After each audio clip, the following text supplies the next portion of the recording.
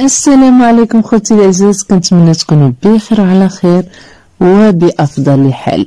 تصوروا معايا تكون عندك شي حاجه في الشكل ديالك ما عجبكش، او كاينه شي حاجه بسيطه ولكن كتوسوس لك حياتك، كتحاول تجاهلها، ولكن في كل مره كتشد التليفون كتشوف المشاهير كيبان لك الفرق، كتقوم مع راسك علاش ما نكونش حتى انا مزيونه كيف حال هادو، علاش ما نصلحش هاد العيب.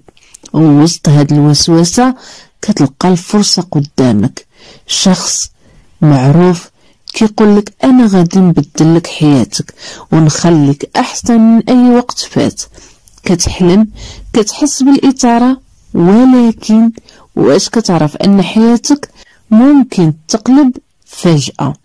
بقاو معايا حتى الاخر حيت النهايه غير متوقعه، والقصه ديالنا غادي تخليك تفكر 1000 مره قبل ما تفكر في التغيير.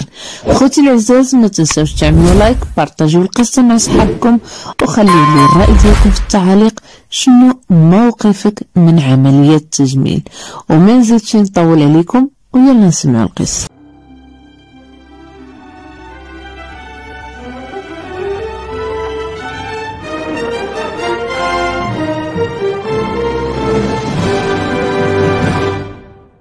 سارة بنت عادية مزيونة، ولكن ماشي ديك الزين اللي كيضرب العين.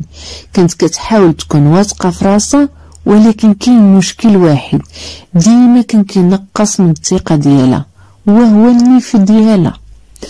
من اللي كان صغيرة وهي كتحس انه كبير شوية على العادة وفيه شوية ديال العويجاج. في المدرسة صحابها دائما كانوا كيديروا تعليقات خفيفة كيف حال عرفتي صاحبتي غير تصلح هاد النيف تولي موديل، ياك ما تعرضتي لشي طراكسون نتينا صغيرة. كنت كتسمع التعليقات وكتضحك معاهم، ولكن في الاعماق كانت كتمنى لو كان ممكن تبدل الشكل ديالها. كبرت وولات كتقلب في السوشيال ميديا، كتشوف البنات كيديروا عمليات تجميل وكيتحولوا، وكتقول في راسها ايوا علاش لا. وفي واحد النهار القدر جاب لها الفرصه. في واحد الليله خوتي في حفله عيد ميلاد ديال صاحبتها تعرفت على كريم، شاب انيق وسيم كيهضر بثقه كبيره وعنده عياده تجميل معروفه. شافها وبنظره خفيفه عرف شنو كاين. ديك ساعتك قال لها عارفه واحد الحاجه، عندك ملامح مزيونه بزاف، ولكن كون كان الانف ديالك متناسق شويه حتولي وحده اخرى. هنا يا خوتي حط يدو على الجرح، يعني حتى هو لاحظ المشكل ديالها.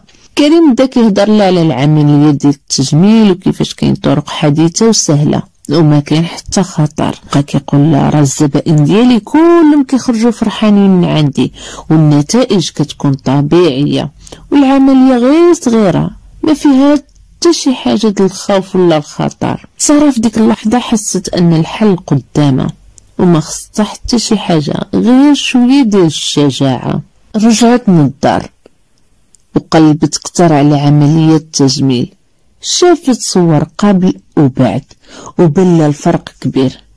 وهنا قررت تمشي للعياده، تلاقات بكريم وسولات على التفاصيل، ومن بعد ايام دازت من العمليه. ولكن هنا الكارثه بدات. في النهار ديال العمليه دخلت ساره فرحانه، عامله في بالها انها غادي تخرج بانف جديد، غادي تبدا حياه جديده كلها ثقه وجمال. ولكن الامور ما مشاتش كيف ما كانت مخططه لها، التخدير ما كانش مضبوط، وساره حست بالالام في وسط العمليه. الطبيب بدا كيشد في العظام باش يصلح العويجاج، ولكن وقع نزيف قوي. من بعد العمليه الانف بدا كيتنفخ بطريقه غير طبيعيه. في ايام قليله وقع التهاب خطير وولات ما كتقدرش تتنفس مزيان، حتى المرايه ولات عدوته، ما بقاتش كتقدر تشوف في وجهها بالمره. ملي شافت اخوتي النتيجه ما كانتش كتصدق عينها، الانف ولا كبر من قبل والجرح ما براش مزيان، ولات عندها ندوب، الصوت ديالها تبدل وبقات اخوتي كتبكي كل نهار. حياتها تبدلت من الحلم الى كابوس. الناس اللي كانت باغيه يشوفوها ويتعجبوا بها ولا كل همها انها تهرب من النوم. الفلوس اللي كانت جامعه كلها ضاعت، واللي كان مجرد تفكير بسيط ولا هاجس كيقتل النفسيه ديالها كل نهار. بعض المرات اخوتي كنبغيو نكونوا مثاليين، ولكن الحياة عمرها ما كانت كاملة. الجمال ماشي فقط في الشكل، ولكن الثقة بالنفس. ماشي كلشي كيدير عملية تجميل كيكون سعيد، بالعكس كاين اللي حياته دمرت وكان مقتنع بنفسه وما خلاش كلام الناس يتحكم في حياته، كان عجبرو عايش سعيد. بعد ما داز سارة من هذا الكابوس بقات كتسول راسها واش كنت غلطة من الاول، علاش بغيت نبدل الحاجة اللي عطاني الله.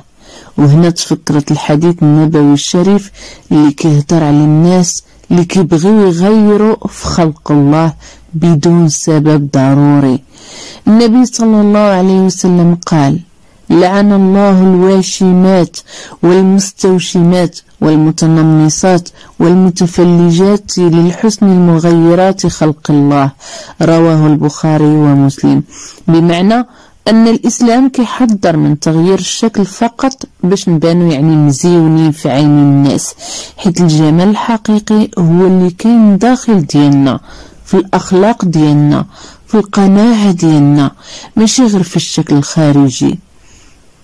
واش عرفتوا دابا ان الجمال ماشي عملية تجميل، ماشي معايير مزيفة ديال السوشيال ميديا، ولكن الثقة في راسكم والقناعة اللي عطاكم الله. هذيك هي الدنيا وما فيها. خلوا لي رأيكم في التعاليق وبارطاجيو القصة مع اللي كيهمهم الموضوع، وما تنساوش اخوتي تعملوا لايك وتشتركوا في القناة باش يبقى يوصلكم كل جديد. خوتي العزاز ما نزيدش نطول عليكم، وما بقى عليا دابا غير نقولكم مع السلامة إلى قصة أخرى إن شاء الله.